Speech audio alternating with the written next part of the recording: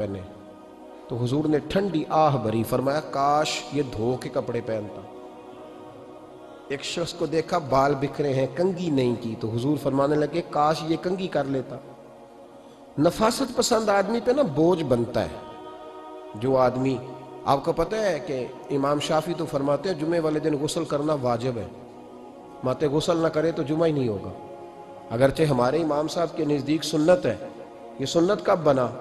ایک دن نہ بہت سارے لوگ اپنے اپنے کام سے اٹھے مسجد میں آ گئے، مسجد نبوی میں۔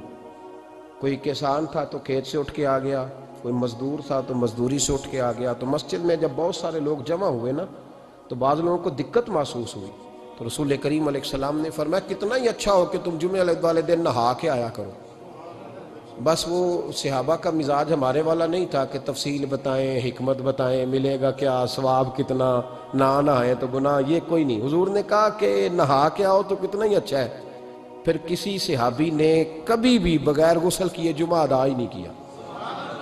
کسی نے بغیر غسل کے کبھی جمعہ ادا ہی نہیں کیا نا۔ اسلام بڑا خوبصورت دین ہے۔ حضور نے فرمایا جو کچا پیاز کھائے وہ مسجد نہ آئے، پہلے مسواک کرے، دانت صاف کرے، پھر آئے۔ نبی پاک صلی اللہ علیہ وسلم نے فرمایا جو کچی مولی کھائے مسجد نہ آئے۔ مولی کھانا جائز ہے، پیاز کھانا جائز ہے، لیکن منہ سے بدبو آتی ہے۔ نبی پاک علیہ السلام کا ظاہری حسن کیا بات ہے۔ میلاد مبارکہ میں نبی پاک علیہ السلام کی جو چیز بڑی کھل کے واضح ہوتی ہے وہ رسول اللہ کا حسن و جمال ہے۔ آپ کی والدہ سیدہ طیبہ طاہرہ حضرت سیدہ آمنہ رضی اللہ تعالیٰ، اماں جی کہتی ہیں کہ میرے محبوب جب میرے بطن اقدس میں آئے تو جو تکالیف عورتوں کو ہوتی ہے مجھے ان میں سے کوئی تکلیف بھی نہیں ہوئی، اور اماں جی کہتی ہیں مجھے کبھی کوئی ثقل، کوئی بوجھ محسوس نہیں ہوا، اور فرماتی ہیں کہ جو ولادت کے وقت لوگوں کو، عورتوں کو تکلیف ہوتی ہے مجھے وہ بھی نہیں ہوئی، اور فرماتی ہیں کہ نبی کریم علیہ السلام پیدا ہوئے تو ہمیں حضور علیہ السلام کی ناف کو کاٹنا نہیں پڑا، ناف بریدہ پیدا ہوئے، ختنہ شدہ پیدا ہوئے۔ آپ کو پتہ ہے عورتیں غسل دیتی ہیں بچے کو پیدا ہونے کے بعد، لیکن میرے محبوب نے سجدہ ہی کر لیا پیدا ہوتے ہی، امتی امتی کہتے ہوئے پیدا ہوئے۔ حق نے فرمایا کہ بخشا الصلاۃ والسلام، اور پہلے سجدے پر روز ازل سے درود۔ میرے امام فاضل بریلوی کا جو انداز تکلم ہے نا اس کی بھی حد ہی کوئی نہیں، کوئی حد ہی نہیں، کہاں تک ان کی محبت جاتی، کہنے لگے پہلے سجدے پہ روز ازل سے درود، یادگاری یہ امت پہ لاکھوں سلام، یادگاری یہ امت پہ لاکھوں سلام۔ بتائیے بغیر وضو کے، بغیر غسل کے سجدہ ہو جاتا ہے؟ تو حضور نے سجدہ کر کے بتایا کہ اللہ نے مجھے پاک صاف پیدا کیا ہے۔ نبی پاک صلی اللہ علیہ وسلم کی والدہ نے جب یہ باتیں ارشاد فرمائیں تو لوگوں نے پوچھا ان سے کہ اماں جی پھر آپ ایک جملے میں بتائیں کہ ماجرا سارا کیا تھا، آخر ایک ولادت تو ہوئی نا، آپ کے وجود اطہر سے ایک بچہ تو نکلا، تو یہ کیا تھا؟ تو سیدہ آمنہ فرمانے لگی خارج منی نور، بس میرے وجود سے ایک نور نکلا ہے، بس میرے وجود سے ایک، اور روشنی آتی جاتی ہے تو کسی کو تکلیف نہیں دیتی، ایک نور نکلا۔ میرے رسول کریم علیہ السلام کو ظاہری حسن بھی کمال دیا، اور پھر حضور کی نفاست پسندی، صفائی پسندی۔ نبی پاک جب بات کرتے تھے نا تو حضور کے دانتوں سے نور نکلتا، اس کے باوجود حضور ہر وضو کے لیے مسواک کرتے۔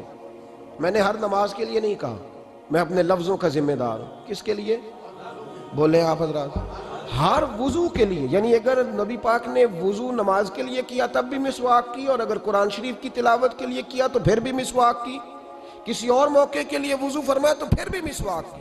اور سیدہ عائشہ فرماتی ہے جب بھی حضور گھر سے نکلنے لگتے پہلے مسواک فرماتے، حالانکہ رسول پاک کے دندان اقدس تو نور والے تھے، ضرورت ہی نہیں تھی۔ ہماری تعلیم کے لیے نفاست پسندی۔ ایک بات میں نے شروع کرنی ہے پر آپ نے ناراض نہیں ہونا، پہلے وعدہ کر لیں، جڑے نہیں بولے انہوں نے کی ارادہ ہو جانا ہے، چلو ہو جائے جی، کوئی گل نہیں، خیر ہے، ہو جائیں آپ ناراض۔ نبی پاک نے بڑی مونچھیں نہیں پسند کی، حضور کو اچھی نہیں لگتی تھی۔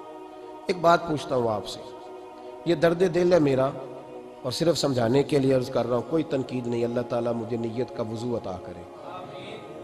ایک بات بتانا، اگر بہو کھانا پکا کے لائے اور سالن سے بال نکل آئے تو پھر اس کا کیا حال ہوتا ہے؟ کئی تو بوڑھے پلیٹ اٹھا کے دیوار میں مارتے ہیں، ایسا ہی ہوتا ہے نا، یہ کیا ہے؟ اور اگر کبھی روٹی سے نکل آئے تو بیوی صاحبہ کا کیا حال ہوتا ہے؟ یہ کوئی طریقہ ہے کھانا پکانے کا؟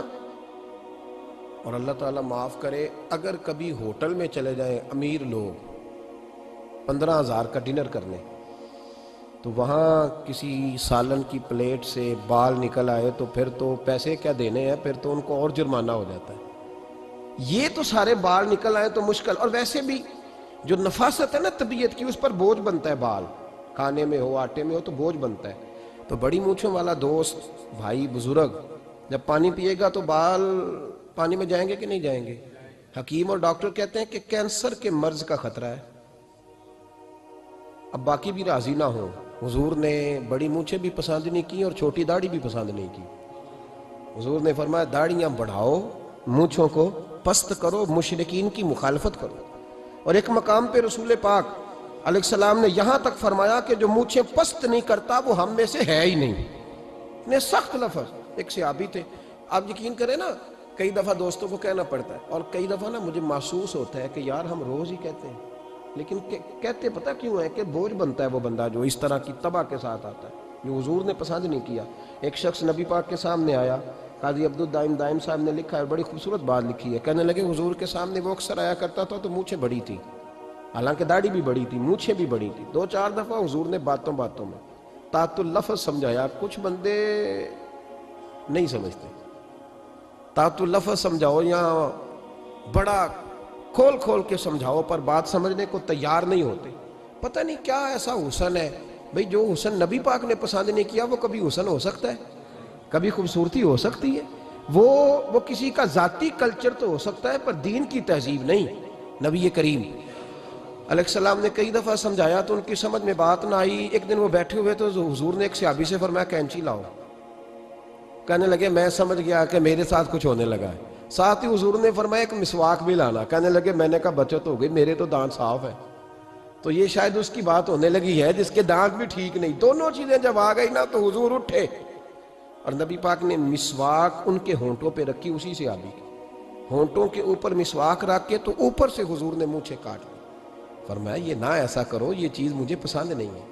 حضور نے نفاست پسندی کو۔ اب تو اللہ تعالیٰ خیر کرے، ملانگ آ گئے مارکیٹ میں، ملانگ درویشی فقیری، اور ان کے پاس رش بھی زیادہ ہے، ان کے درباروں پہ بھی رش زیادہ ہے۔ جی کہتے ہیں حضرت صاحب درویش آدمی ہے۔ بھئی روٹی تو پورے ٹائم پہ کھاتا ہے، مونچھیں کٹوانے میں ہی درویش ہو گیا ہے، نہ بال کٹواتا ہے نہ مونچھیں کٹواتا ہے۔ یہ گرو نانک کی تعلیمات ہیں، یہ نبی پاک کی تعلیم نہیں۔